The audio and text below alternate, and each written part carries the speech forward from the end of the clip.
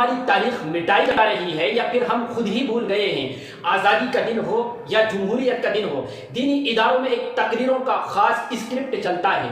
بھائیوں، ہماری قربانیوں کو مٹا دیا گیا ہے، ہماری تاریخ صفحہ ہستی سے مٹ چکی ہے۔ سننے میں بڑا جذباتی لگتا ہے، لیکن ذرا رک کر سوچتے ہیں، کیا یہ حقیقت بھی ہے؟ فیکٹس یاد رکھیں، کچھ اور کہتے ہیں۔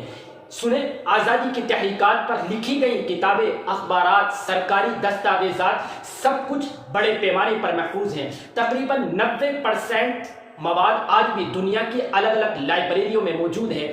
30% کتابوں میں پبلش ہو چکا ہے، 60% ابھی بھی کتابی شکل میں آیا ہی نہیں، صرف 10% مواد واقعی ضائع ہوا بھی ہے، اور وہ بھی زیادہ تر سرکاری افسروں کی سستی کی وجہ سے، نہ کہ مسلمانوں کی تاریخ مٹانے کی کوئی عالمی سازش کی وجہ سے۔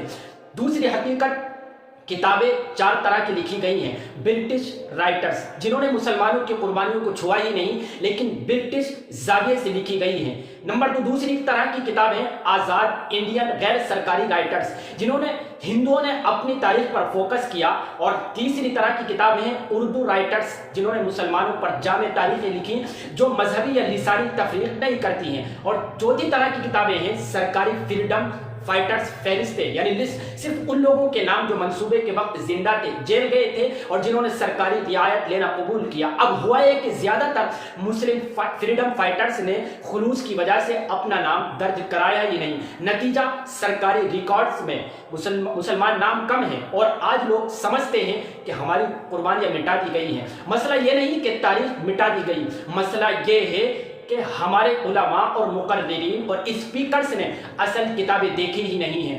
بڑے بڑے نام جیسے غلام رسول مہر، جعفر تھانیسری، ایوب قادری سنے تک نہیں ہیں۔ کسی مسلم ادارے نے کبھی یہ کوشش کی ہی نہیں کہ تمام زبانوں میں لکھی گئی کتابوں کو ایک جگہ اکٹھا کر لیا جائے۔ ہندو، بدھ، امبیڈکر، نہرو، گاندھی، ان سب پر الگ الگ نقطۂ نظر کی کتابیں ہر بڑے بک اسٹور پر مل جائیں گی، لیکن ہمارے اپنے کتب خانوں اور لائبریریوں میں اپنے ہیروز کی کتابیں ڈھونڈنا بڑا مشکل ہو گیا ہے۔ یاد رکھیں کہ مسلکی جنگ نے بھی تاریخ کا بیڑا غرق کیا ہے۔ تاریخ کو مسلکی، خاندان اور ادارے کی بنیاد پر لکھنے کا نقصان یہ ہوا کہ ہر مسلک نے دوسرے پر انگریز نواز ہونے کے الزامات لگائے اور اعتراضات کیے، پوری کتابیں اس پر لکھ ڈالی۔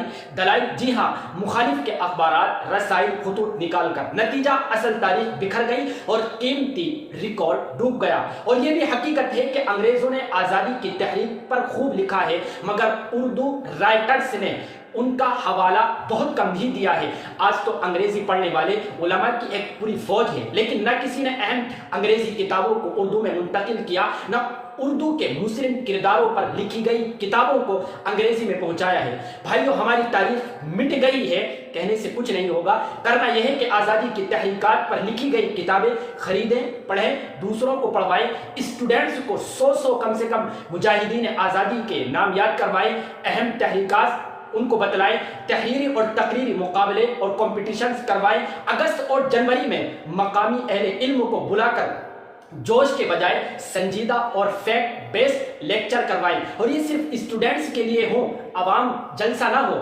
مسلمانوں کا کردار مٹایا نہیں گیا بلکہ محفوظ ہے، لیکن ہم نے اس کو نظر انداز کیا ہے۔ اگر اب بھی سوتے رہے تو ہاں، واقعی مٹ ضرور جائے گا۔ اس لیے یوم آزادی پر صرف نعرہ نہیں، کتاب بھی ہاتھ میں پکڑے اور پھر یوم آزادی منائیں۔